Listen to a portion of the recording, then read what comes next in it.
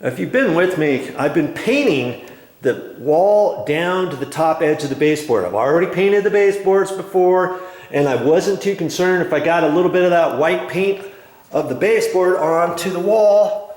See all the way along there? Look at that. See? I didn't really care about that because I'm going to come back and paint that. And that's what this video is about. Okay? You want to see me do that, stick around. Okay. I need to go just a little bit faster.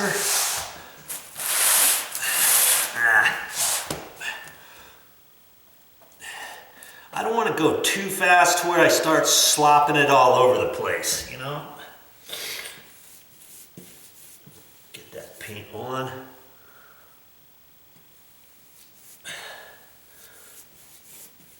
Now cut it in.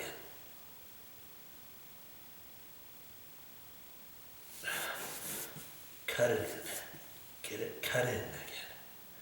You're putting more paint on there. It's covering the nooks and crannies. That's covering the nooks and crannies that this way is not covering the nooks and crannies.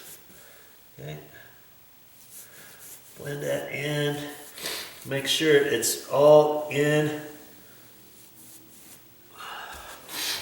You don't want to go over it too fast, and then when it dries, find out you got all these holidays in your wall where you can see the old paint from before. Okay. Have you seen me drop any of this paint on the floor yet? Nope. You haven't.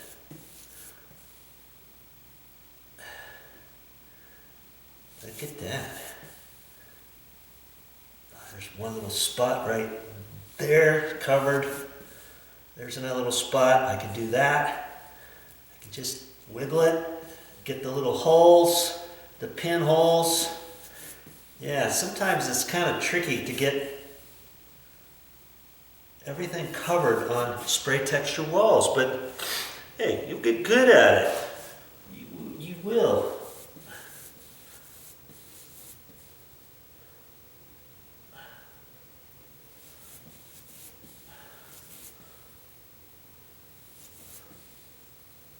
See how many times I had to cut it in along that line? You're not just cutting in one time, no siree.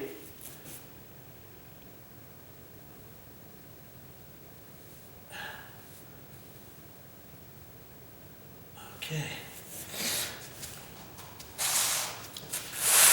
Repetition, repetition, repetition. That's all it is. That's all it is I'm going on down this wall.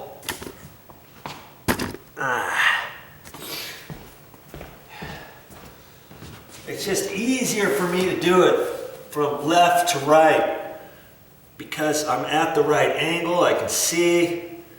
I can do it the other direction too, and you have to in certain, no matter what, because you're always going to get yourself. If I keep going this way, there's only so far I can go before I hit an inside corner or the end of the wall, right? Then I have to go from right to left to finish it. It's just. And I can do it, I just don't want to go from right to left for the whole wall. This way is just easier because the paintbrush is kind of out of my way. My head's further away from the wall.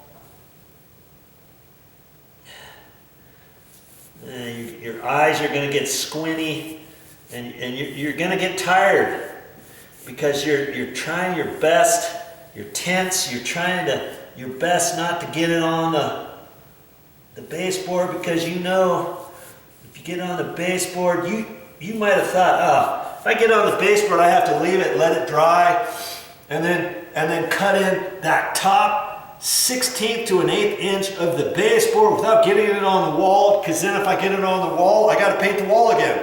Well, just take your sponge. Just take your sponge and wipe it along that top edge. If you get too much spooged on there, you're going to get just a hair. But if you get too much, you can take it off with the sponge because the baseboard's already dry. Just wipe it off before that wall paint dries on your base. Boom, you're done. Now you can try your cut in again. Like, oh, I got too much paint in one spot. Wipe it off. get it off the baseboard, and try it again. Okay? See, I'm not going very far in any one go. You know?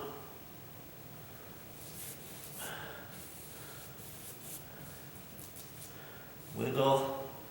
There's one little hole right there. I'm going to wiggle it like that, and it's gone.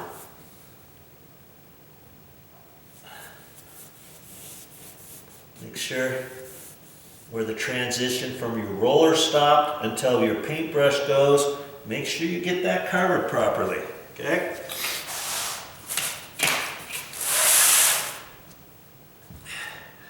And so when I don't have the camera on, I just turn my radio on, my Pandora. Classic rock stories is what I listen to. That's very interesting.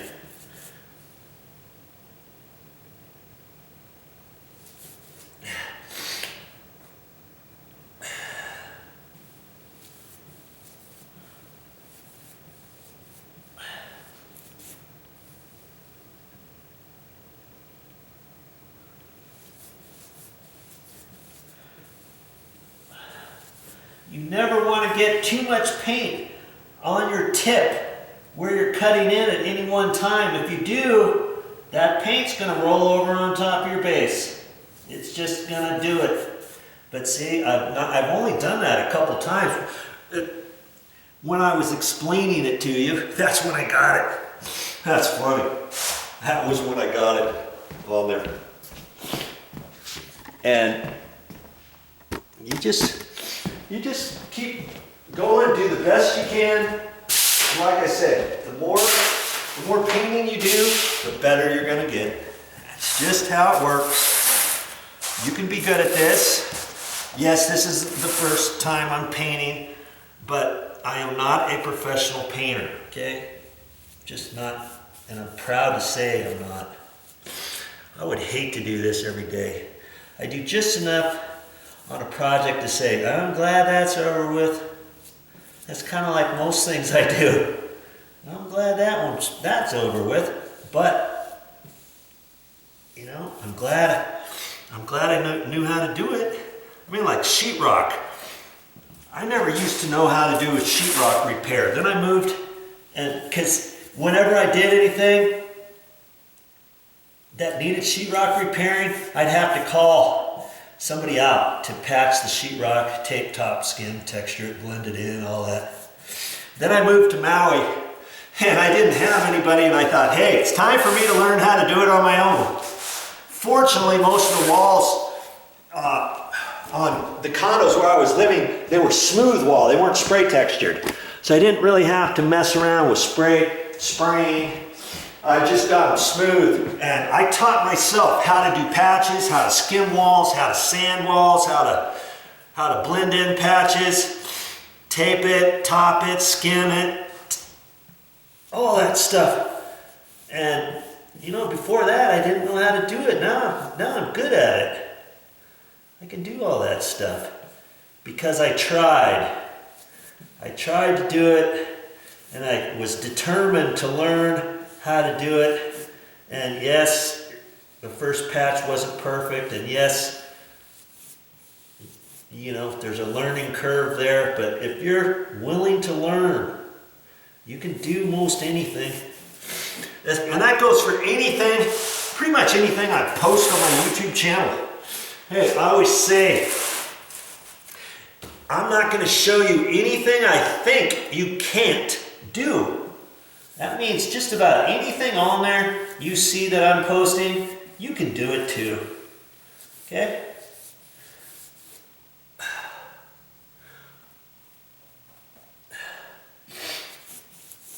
just wiping that to make sure I don't have too much paint on my edge. Now I've got plenty on there.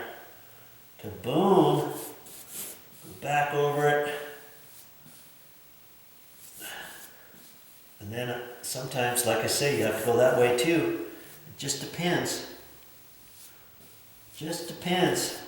You'll see on spray texture, yes, it's just not going to cover all the way with one little bit.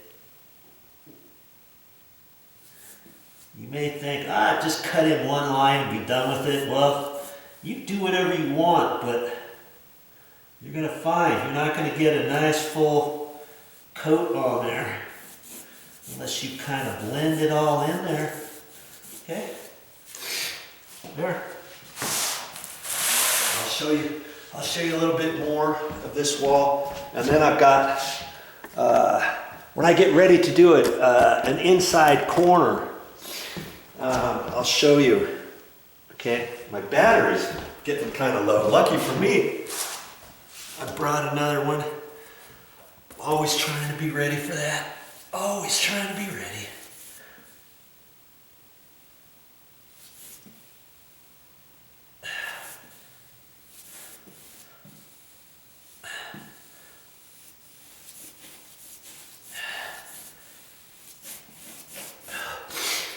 Ooh, I just ate breakfast too, and I'm kind of feeling it because I'm down here on my hands and knees pretty much. That's why I've got my knee brace on, my back support, lumbar support. I call it back support. Some people say, "Hey Joe, that's not a back support, that's called a lumbar support." Okay, whatever. But I use that all the time. It really helps. See, I caulked this because it was kind of uneven, and now I kind of have to create my own line. Here's a hole right here, a pinhole. I'm just trying to push the paint in there and do that business, and it's gone. I'm just trying to create my own line here because the wall caved in right in there, and hey, looks pretty good once you put a little caulking on there. Don't just take existing base and say, "Oh, just paint it." You know, before I started painting the baseboard and stuff, I had marks on it. First I cleaned it, then I wiped it down, then I sanded it and etched it a little bit. Then I wiped that down. Then any big marks that couldn't come out when I was cleaning, I first went over it with my paint. Kind of as a first coat, I went all around all the baseboards and did that. Then I started painting the baseboards from the beginning. So once I got up to all the paint marks and stuff that I had, it was like I had 2 coats of paint on there. And you know, some certain areas I had to caulk it, inside corners, outside corners, fix little marks on the MDF baseboard where there were gouges on it. Just use caulking and fix them. And you know, it is all in the prep. You don't prep it, you just paint the base. Who cares? Who looks at the base? Well, lots of people look at the base. You're going to do that with your baseboard. What else are you going to do that with? You're just going to be slapdash on everything you do? Or is it just going to be the baseboard? It's probably going to be everything. You know, I figure if I'm going to do something, no matter what it is, I'm going to do it to the best of my ability. And then let the chips fall where they may at that point. You know, at least I can hold my head high and say, "Hey, I did the best I could." And I learned from that, but I knew I should have cleaned the baseboard. I knew I should have wiped the baseboard down. And I should have cleaned it because there's all kinds of junk on there that the paint's not going to stick to. I knew I should have wiped it down. I knew I should have done this and that, but I didn't do any of it. And if I just painted it, I'm not going to feel too good at the end of the day. Or having somebody say, "Oh yeah, look at the baseboard. Joe did that. Doesn't it look good?" Somebody says, "Oh, it looks like crap. He should have done this. He should have done that." I don't do stuff like that. You'll find on most of my videos, I'm always trying to be conscious of what I do and how I do it, and try to explain the best I can to show you, how to do stuff. And that's just kind of what you get when you watch my videos. Newsflash. I just try to do the best I can, and then I can live with it. Or do the best you can, and then when you get done with something, look back, and then if you think you need to fix anything, you can. Go ahead and fix it. You know? Learn from those mistakes. These are old coaxial cables. They didn't even work, as a matter of fact. I'm gonna end up putting a blank plate over this hole. I'll just leave those in there. I'll talk about that another time.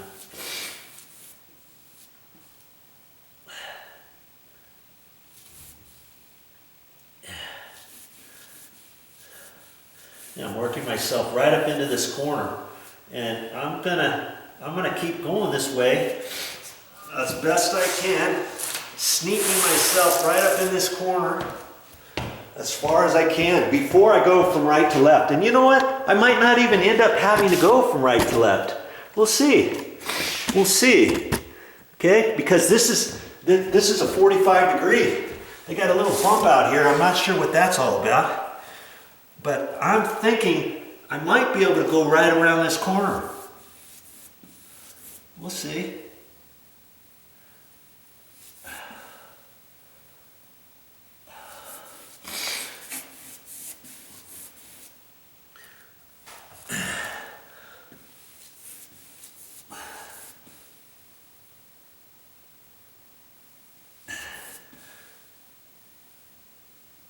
Almost looks like I know what I'm doing. Almost.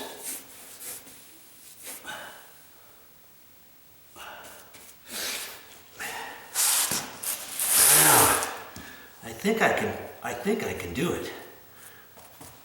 We're just gonna, oh, see right there, I can go up like that. I should have put some caulking in there. I caulked all the way around this thing, except right down there at the bottom. Get some of that off. Get that.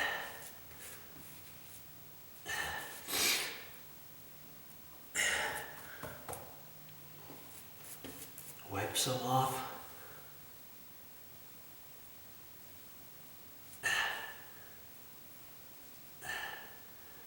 See, I'm just using that tip.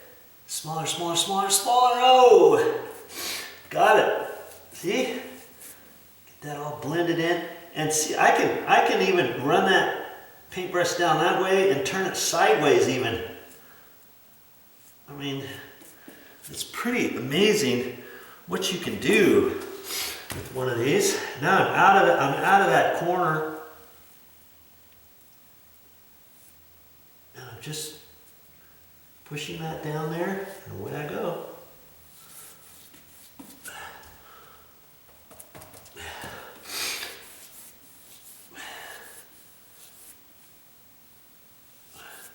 So I did that, I blended that in first, when most of the paint was off. Now I come down here and cut in. Get some more paint.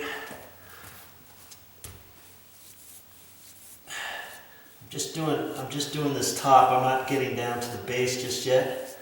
Okay. I still got a little bit of paint left. Now I'm going to use that to cut in. I'm trying to go right down to the corner.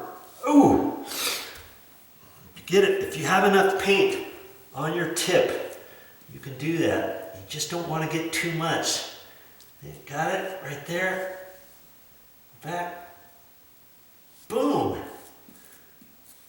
Kaboom! Look at that, right around. Zippity-doo-dah day. Get you over here and you're just gonna be a painting maestro after this.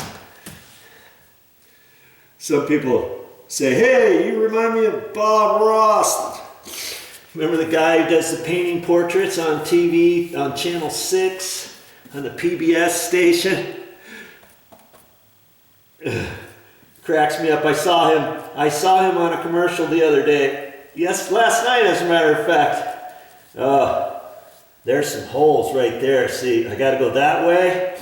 I got most of them. There's a pinhole. I'm gonna hold that up there, wiggle it, and it's gone. There's some more white right there. Wiggle it, gone.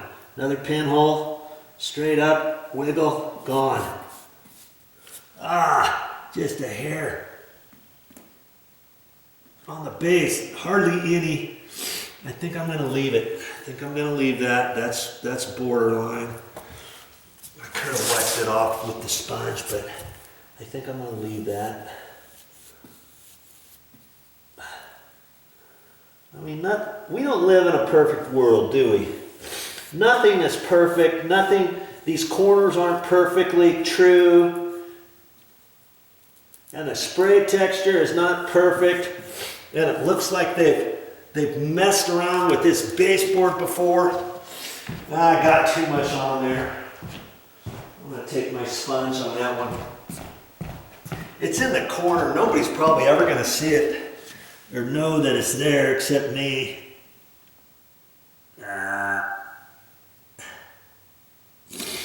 That's because this right in here, these inside corners are pretty messed up in reality. I remember I had to caulk them, and nothing is perfect along this wall. Okay, but I got just off the top of the base. That's it. Now I gotta rinse out my sponge because I don't want that paint to dry on those edges of the sponge, right? Or else I won't be able to use that sponge again. It's not often.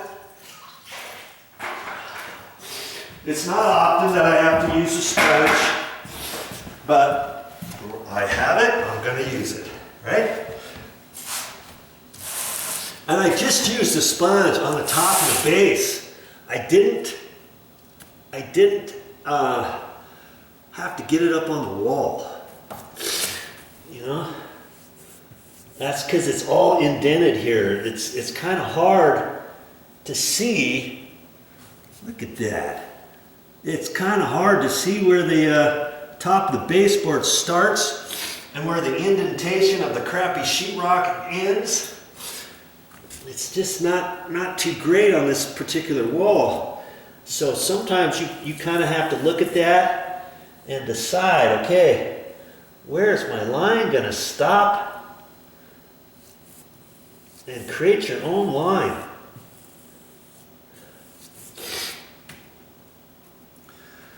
Because your baseboard top edge is really funky. You're creating your own line. That's why I like to paint the baseboard first, by the way.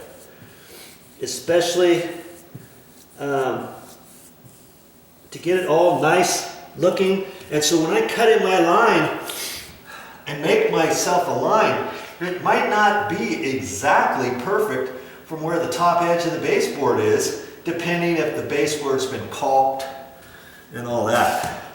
You know, you're deceiving, you're tricking the eye in some instances on, okay, what do I do here? How do I make it look right? Okay, I'm liking that. So I blend that in where the paint roller stopped and started. Get yourself enough on there.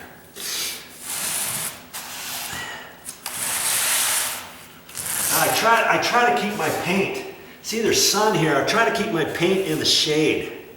I don't want to get it on the sun. I've got a few more walls to do. And if I get this paint in the sun, and if I work with the paint too long, it's gonna start skinning up, even in the paint tray. Okay, because this is eggshell paint, it's not flat, it's got a sheen to it.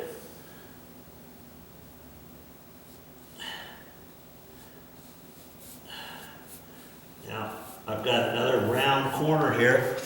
I've got to be careful, and as I go, I don't want to hit the window frame, but the window frame, hey, I can wipe it off if I have to, right? I have to. Just trying to not get too much paint on here. I'm just kind of using the tip, little.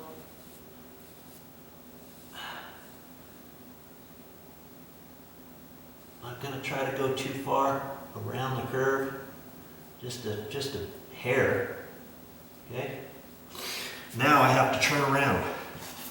I've got to turn around and work this way, and usually I'll put the paint in a different location, but I'm gonna try to keep it right there because like I said, I don't want it in the sun. Okay? I'm gonna leave it right over here like that.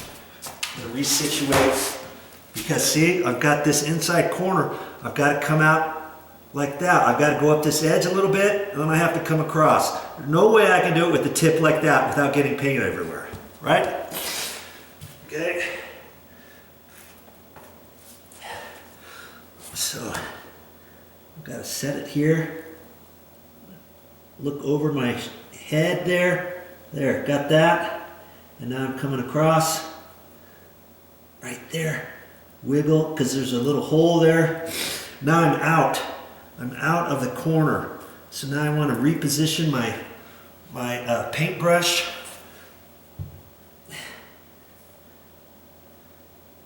Look and see where my line is. This one's been caulked, so I'm kind of having to be careful where the line is and where it's not. Wipe that off a little. Boom. Just contouring around that corner, just like that. Boom. Kaboom. And I'm done. That's how you do it. That's how you do it. And look at that. That took a little bit of time. Look on the time frame of this. And you know, I made another video of this little wall section here. I started from left to right. So here's one little project you can say from there to there. There's one project. Here's another mini project, M-I-N-I, from here to there. Now I'm going to work on another project, and I've got to do this section over here. This whole little thing all the way over to here. So where do you suppose I'm going to start? That's right, to the far left. And I'm going to go from left, way over there, to right, and go all the way through here and stop over here. I've also got to remember to paint around this, okay? Get that, and I'll be able to do that using the same paintbrush, using the same technique, up in that inside corner, right there, down along there, using the same technique down there, coming up, boom, like that, up at a 45, going around that, cleaning that up really nice. Okay, if I happen to get any paint on that side of that, if I just get barely any, I'm not even going to worry about it. Once it dries, then I can take a sharp putty knife and just scrape it off. Okay, a nice sharp one. Okay, and scrape it off. I did really good along the top edge of all of that scribe molding along there, but I got the paint on this a little bit in a couple different areas. I just used my flat chisel or my putty knife and lightly scraped it off. Looks pretty good. I think I did a wonderful job with that, and I just used this right here. Okay, and you too can do it. Save your money. Start learning how to paint on your own. Good luck. Now it's time for me to keep painting that base.